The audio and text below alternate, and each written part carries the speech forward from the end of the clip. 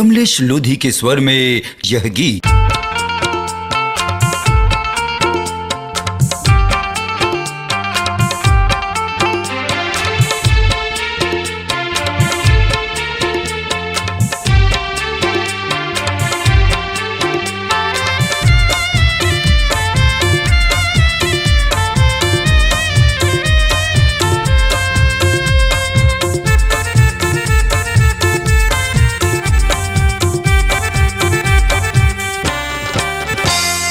रसिया कुआरे जब झूला झूले देखे मन और मतंग होत ना।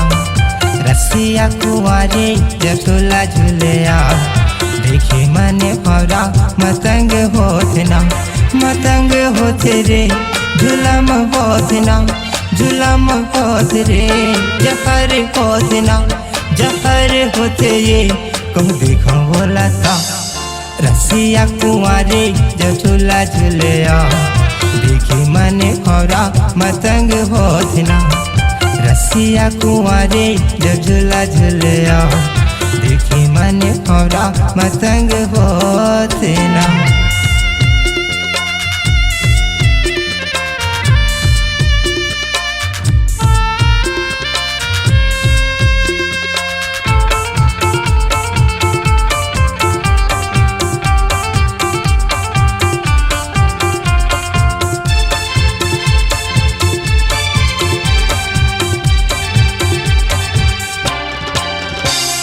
झूले झूले डारा झूलत है रे पाँव, देखो कहूँ बोला तो छूटत है पराँव। झूले झूले डारा झूलत है रे पाँव, देखो कहूँ बोला तो छूटत है पराँव। छूटत है पराँव, छूटत है पराँव।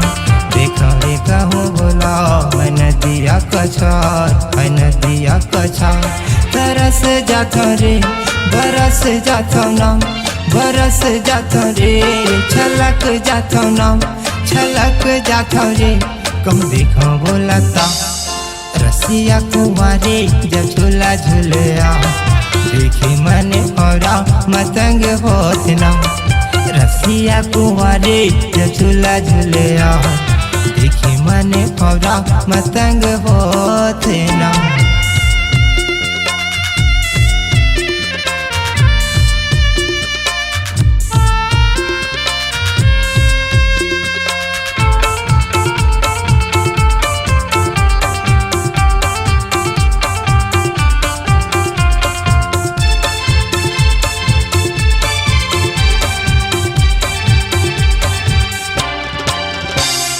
भोर के मारे भरम होते देखो कहूँ कोनो उहिए कैथया।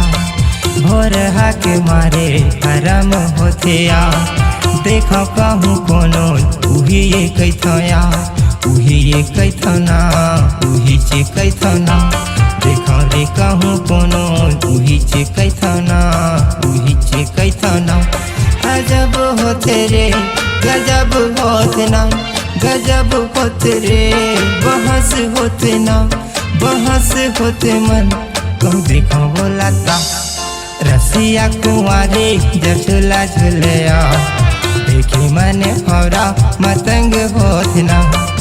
रसिया कुआरे जब झूला झूले देखे मन और मतंग होत ना।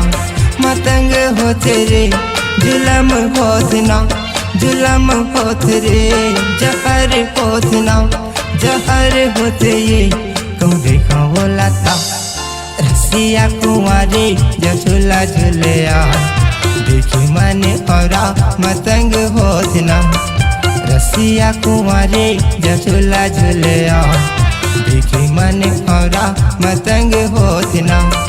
रसिया कुआरे जब झूला झूले देखे मन और मतंग होत ना। देखे मन और मतंग होत ना, देखे मन और मतंग होत ना। अपनी आवाज को दीजिए एक नया मुकाम। डिजिटल रिकॉर्डिंग की दुनिया का जाना पहचाना नाम स्वरांजलि, जहां गूंजती हैं ध्वनियां अपनी माटी की सौंधी सुगंध के साथ। छत्तीसगढ़ी संगीत के विविध रंग जो पहुंचाते हैं पूरे प्रदेश में डिजिटल रिकॉर्डिंग के संग। स्वरांजलि स्टूडियो, नेमीचंद गली नंबर 2, गंजपारा, रायपुर।